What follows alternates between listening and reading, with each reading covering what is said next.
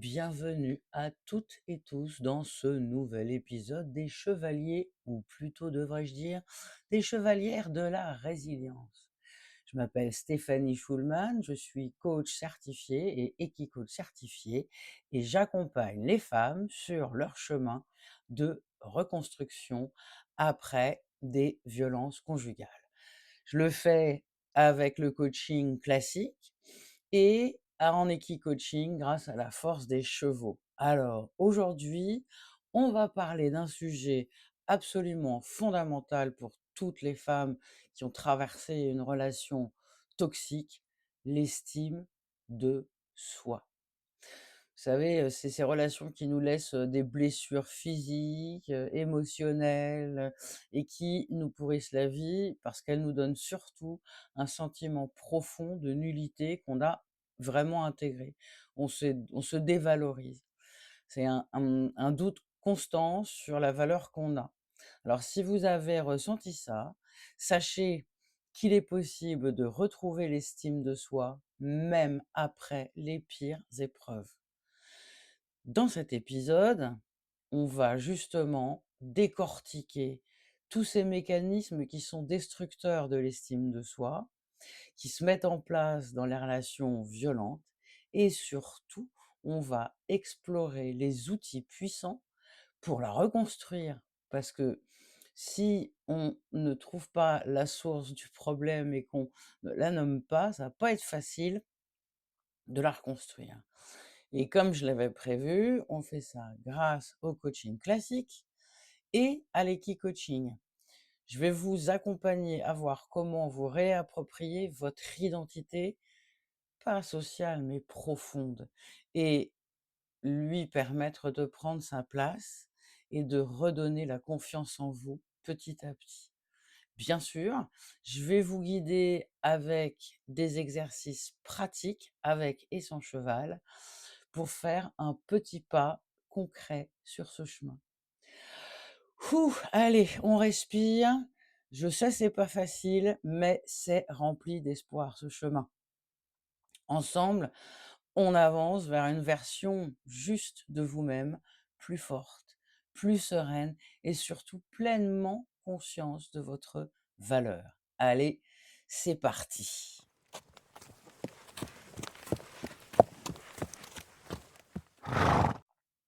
Alors, les mécanismes de la destruction de l'estime de soi, c'est un sujet vraiment important et j'ai envie de l'aborder avec un peu de légèreté parce que sinon, ça va pas être facile.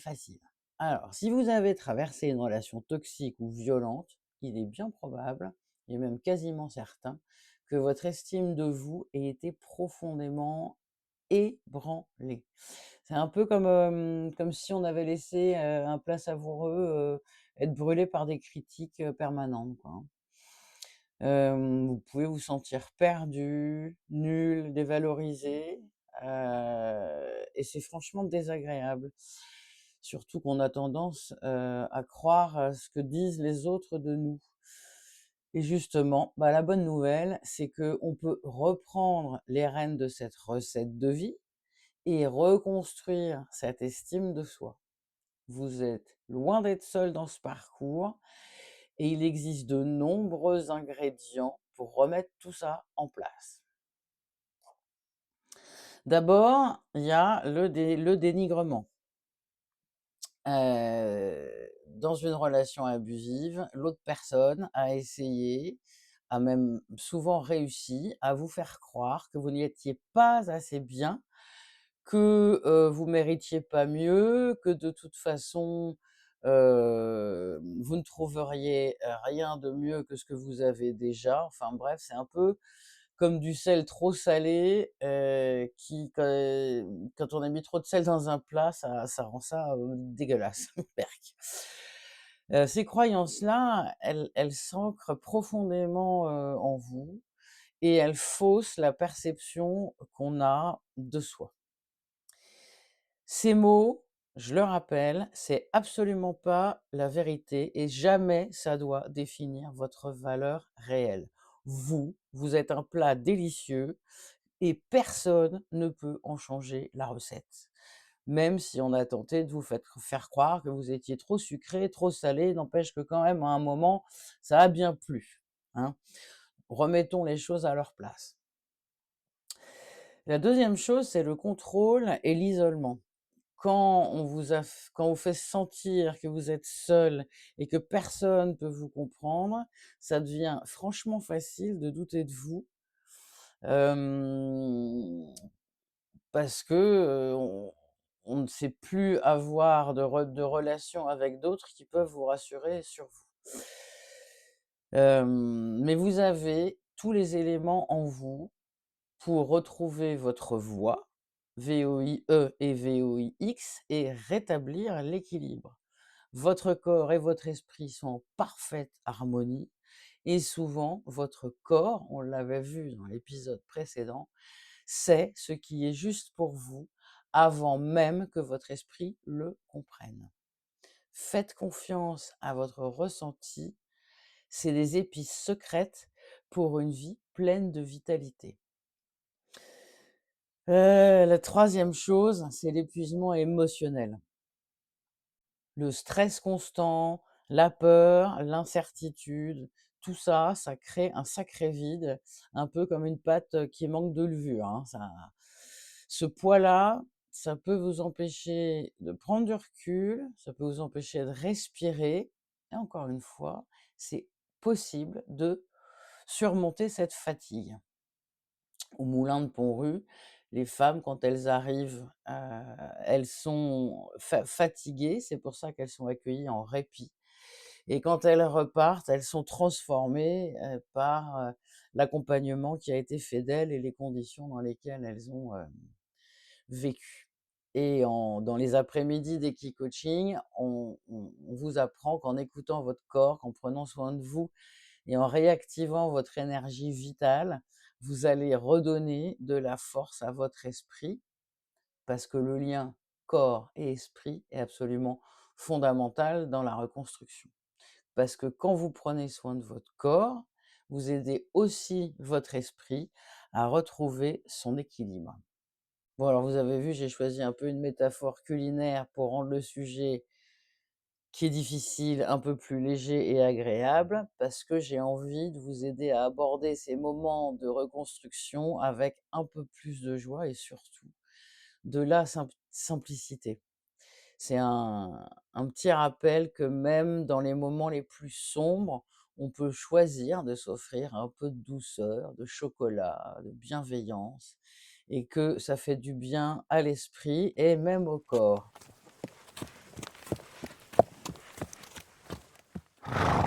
Alors, comme promis, dans tous les épisodes, je vous propose un exercice en coaching, classique pour vous reconnecter avec vous-même et surtout avec votre force intérieure en activant la gratitude. C'est le moment de célébrer qui vous êtes, ce que vous avez traversé et les qualités incroyables que vous avez mises en œuvre pour survivre et pour continuer à avancer. Ben oui, vous ne le saviez pas, mais vous êtes là et vous avez utilisé des qualités et des compétences que vous avez en vous, même si aujourd'hui vous n'en voyez plus le chemin et même si aujourd'hui vous doutez de vous. Alors vous êtes prête? On y va, c'est parti. Inspirez profondément et expirez doucement plusieurs fois pour relâcher toutes les tensions. Si vous voulez, vous pouvez fermer les yeux et juste être à l'écoute de votre corps qui reprend de l'oxygène rien qu'avec ce souffle. Faites-le plusieurs fois si ça vous va, de manière à bien sentir votre corps vivant malgré ce qu'il a subi. Vous pouvez prendre maintenant quelques instants pour exprimer la gratitude envers vous-même. Par exemple, hem, j'ai eu de la force chaque jour. Chaque jour, je me suis levée et j'ai continué à avancer. Je suis reconnaissante pour ma capacité à avoir survécu, à être allée chercher de l'aide ou à tenter de le faire si c'est ce que je suis en train d'essayer de faire. L'idée là, c'est vraiment de reconnaître vos efforts et la résilience dont vous avez déjà fait preuve. Vous êtes un exemple vivant de courage et c'est extrêmement important de le célébrer.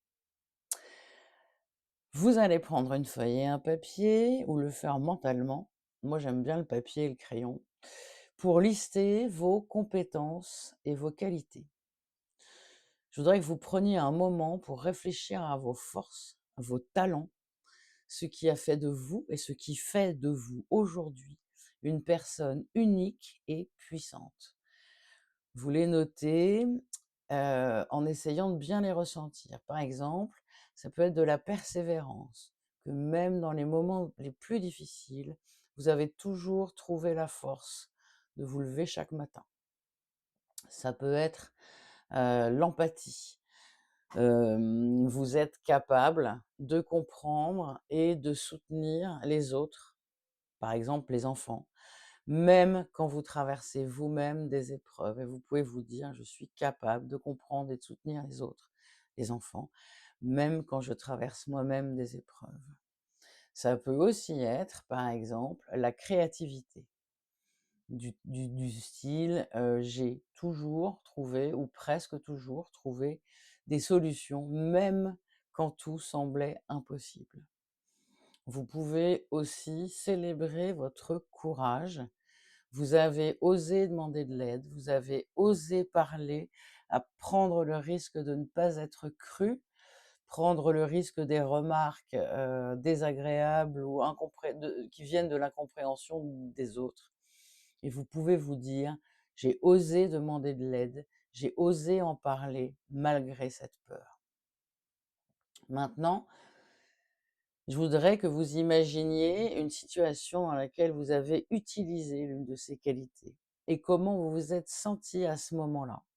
Situation concrète qui est dans un passé relativement proche, c'est-à-dire à moins d'un mois, et de noter comment ces qualités vous ont aidé à avancer. Et pour chacune d'entre elles, je voudrais que vous puissiez prendre un instant pour revivre ce souvenir et ressentir toute la fierté que vous pouvez avoir d'avoir agi comme ça. Vous pouvez terminer cet exercice par un moment de gratitude. Vous pouvez vous dire merci pour qui vous êtes, pour tout ce que vous avez traversé. Vous pouvez vous dire: «Je suis fière de moi, je suis forte, capable et mon histoire est une preuve tangible de ma résilience».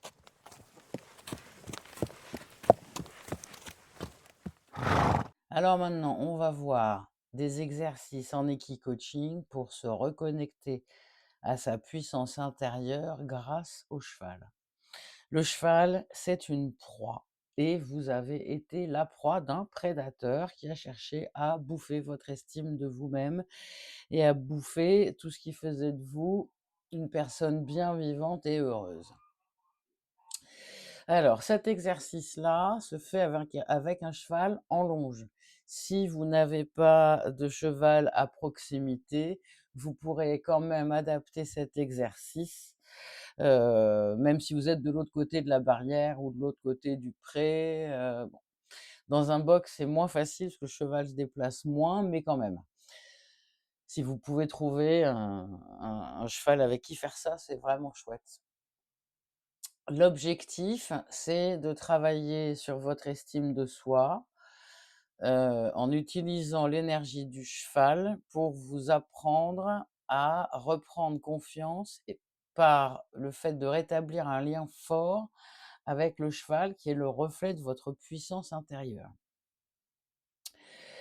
Dans un premier temps, vous vous préparez et vous préparez l'accueil de l'énergie du cheval. Alors avant de commencer, vous prenez quelques instants pour vous recentrer dans le moment présent, pour respirer profondément, sentir votre corps, sentir vos pieds sur le sol et vous ancrer dans l'instant présent.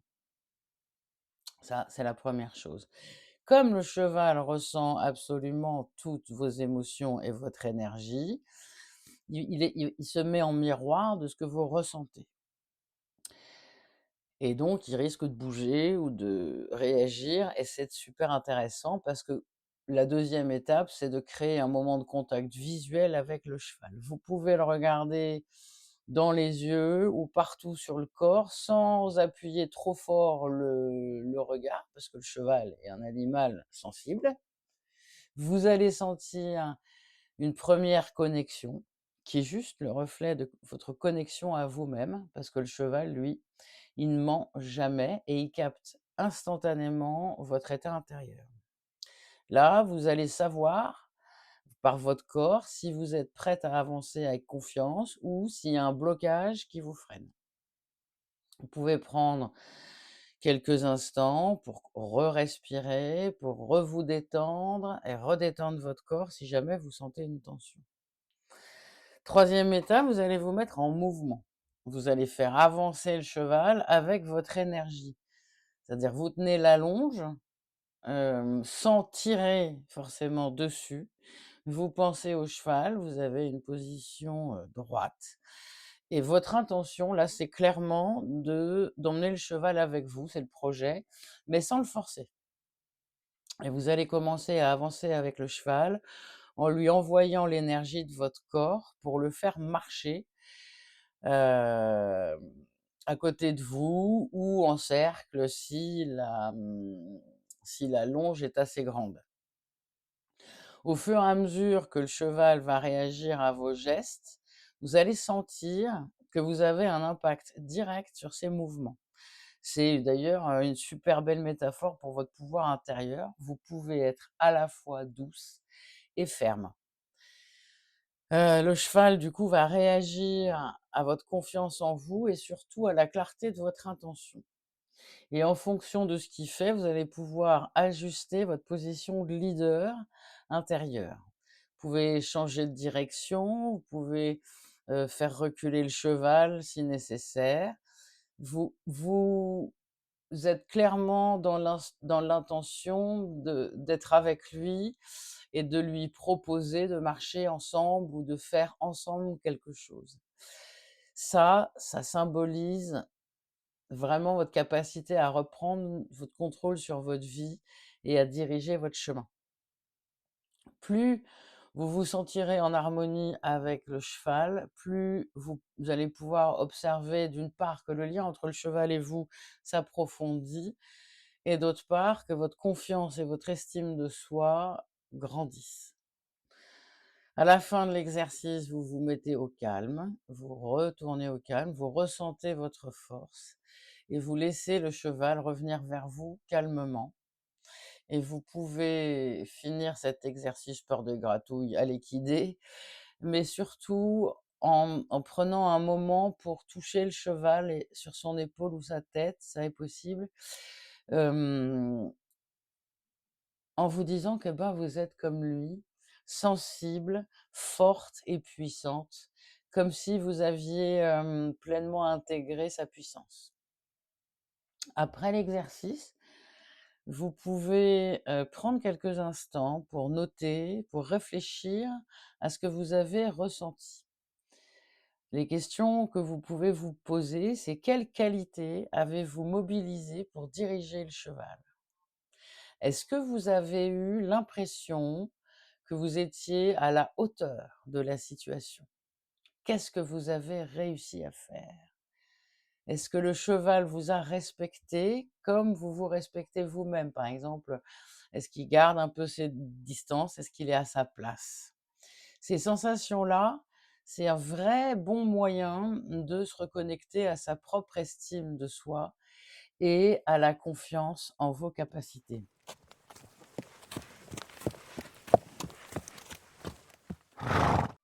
Voilà mesdames, vous avez fait aujourd'hui un grand pas. Vous avez exploré les mécanismes qui ont pu attaquer votre estime de soi et vous avez découvert comment les remettre à leur place, à savoir à la poubelle. Vous avez vu que chaque petite étape est une victoire. Petite victoire, d'accord, si vous voulez, mais victoire quand même. Et surtout, qu'en écoutant votre corps, en vous reconnectant à votre énergie, vous pouvez reprendre les rênes de votre vie.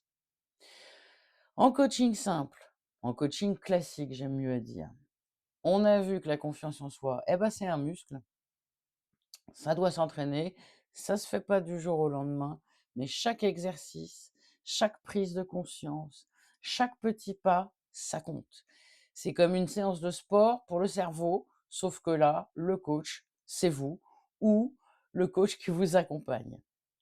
En coaching, vous avez expérimenté de manière très concrète, et on l'avait déjà vu dans l'épisode numéro 5, ce lien, vous avez expérimenté ce lien corps et esprit avec le cheval, parce qu'entre nous, si vous pouvez inspirer le respect d'un cheval, vous êtes franchement capable de tout. Le cheval est là pour vous montrer la bonne énergie et la bonne intention. Vous pouvez diriger, avancer et surtout, surtout, vous reconnecter à cette puissance intérieure équine que vous êtes, ce cheval, cette belle jument que vous êtes et que vous avez toujours été, même dans les moments difficiles. Bon, alors, qu'est-ce qu'on fait maintenant? C'est simple, vous pratiquez.